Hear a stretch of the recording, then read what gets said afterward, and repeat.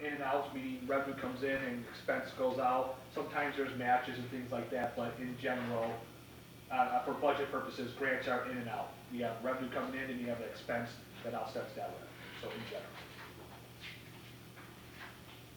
So that grant is 230 from 18-19, but it's only 200.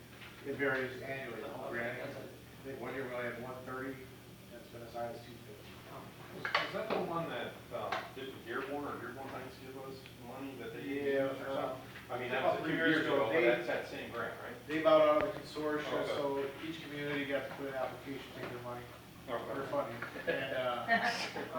And then we built that final 4 units of Pinewood to help Mayor says, add more units so that the association was a little more stable. And lower homeowners, you can go lower association people.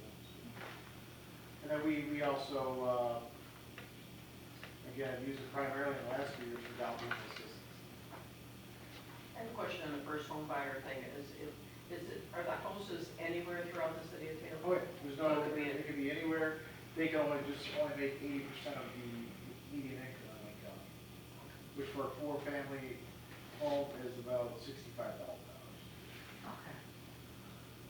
And the reason you don't see a CDB budget on here, I think there's a note on the document, is that it's approved by council separately because it has its own set of hearings, things like that. So I believe you probably bring it at some point. Should be within the next month because we've had our 2 public hearings. Right. And, so working with the mayor's office to put together the line items that we'll bring forward for your approval. If you have any recommendations, you can reach out to me as well. Again, there are certain rules, such as you had the speaker at the council meeting, wanted some at Boardman Park.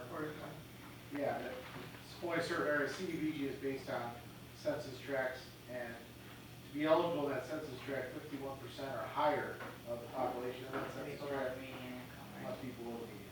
I have a question in regards to the grants that people get. It's on Facebook. I think you responded to that too.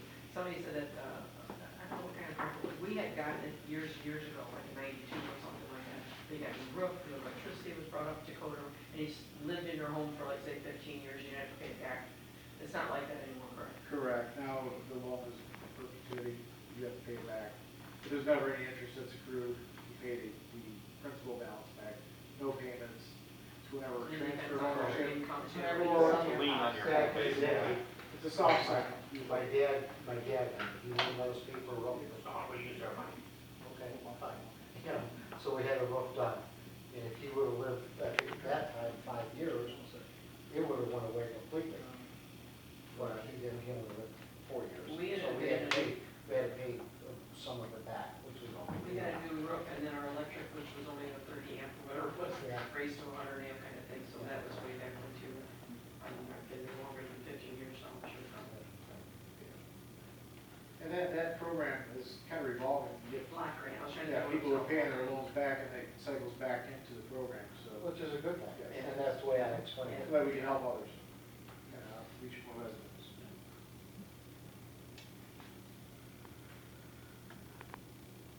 You okay with everything? Everything's good? You'd like to stay a little longer.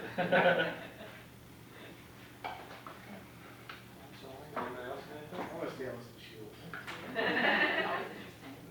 Well, you're free to go if you'd like. If you want to stay, go ahead.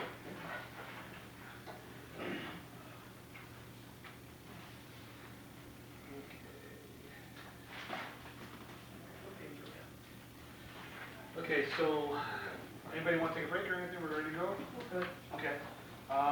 HR, so Sheila represents and supervises the HR department, fringe benefits department, and risk management. Now, you don't see those on the schedule, but we're going to go over all 3 right now with Sheila. And I'm going to turn it over in a second. I just want to make sure to get the sheets up for you guys. Make sure it's a good font. Looks good. And we just do the freeze in here. Jason, I'm number 2, so that's not gonna mess us up. No, it won't mess up. Because this is just, actually, this is their version, so. Oh, okay. Yeah, I know what you're looking at, but. Okay. It just, Yours is more special. yeah. Our special. So, you might have said it, but HR's on page 34. and Yes. someone said it, so. So without further ado, I'll hand it over to Sheila, and maybe we'll start with HR first. Sure. And I'll just open it up to questions the council has. People taken care of.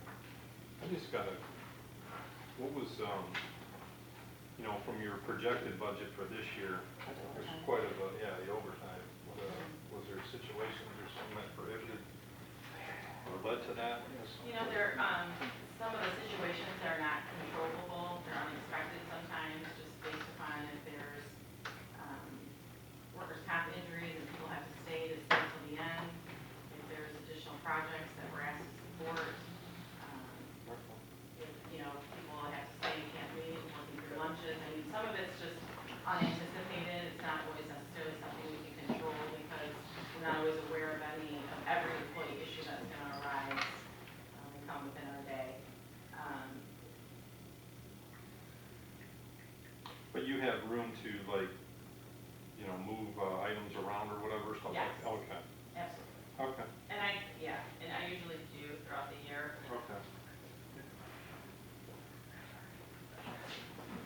I mean, coming up this year, I mean, just benefits enrollment alone, and then with the transition with the Humana plan, that's gonna be a whole nother layer of additional meetings and transition that, you know, will cause extra workload. Well, you know, that's why I'm saying, should we just go ahead and, you know, like, your actual in 17-18 was 17, this year's projected to be 15, but we budgeted 8, and then this year we're budgeting 8,000. You know, if you see this, I'm saying, should we budget that, but if you have room in other line I items? would just leave it. Okay, I'm good with it. okay. And not many department heads will tell you no thanks. I think Chief will be back in here. I was gonna ask them later, hey, is there a little room in there for her to move items? And I know that's what we usually do, so I just, yeah. Oh, sorry. Wages and benefits tab. The one piece on the personal services, we do have a administrative agreement with the general employees retirement system, where we basically, half of the administrative assistant, half of that time is really HR, and the other half is spent on pension. So we get a wage reimbursement from the pension board for those services that she's providing. In addition to some of my wages or some of my time, because I'm still doing pension calculations for the pension board, and a few other projects that would be strictly related to the role of chairperson in running the plan for the pension board. So you won't see it on here, but you know, I'm sure Jason can tell you where that income would be reflected on. Sorry, just When like the it's CD, done. stuff in my face, because Sorry. I'm not a skinny person, but, I'm not either, but don't worry about it. just like the CDBG, there's a revenue source in the revenue areas for reimbursement from general pension that covers the allocation of, like I said, Sheila's time and the administrative assistant's time. I think we budgeted 20,000, which this is the first year we've done it in a long time, and I'm just conservatively putting 20,000, maybe more, but it's all based on time and you know, time and labor for pension stuff. So. Yeah, it's gonna be based on how many retirements and, you know, that's the other piece to our operation. You know, we're getting to a point with some of our tenure service of employees that there's retirements, and then sometimes there's 2, 3, 4 a month.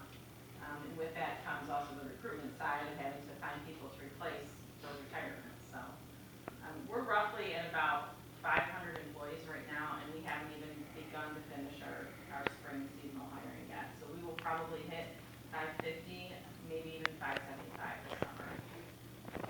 How long have you had a student co-op? This is our second student co-op. So we probably have had a co-op now for 3 years. Is it just one person, or do you have multiple people? There's also one in the assessing department. Okay. Yeah, that's what I was gonna ask, either a couple. Yes.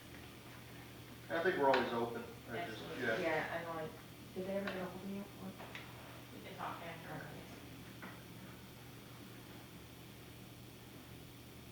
And just for information purposes, you know, a couple of larger line items in the budget is the professional service, contractual services.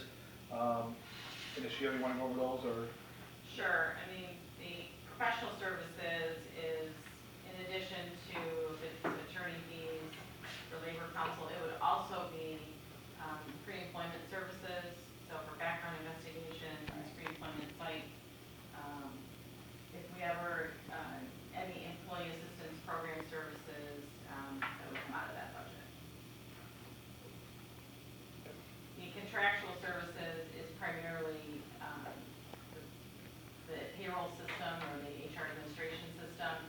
But that includes, there was an addition of 3 time clocks that were administered. So we're pretty much almost at the point where now every location has a physical time clock. The seasonal entities use a kiosk, kind of like an iPad system, as their time clock. So, the time clocks are they, fingerprint? Yeah. So everything in the library now. You know, at the hospital, they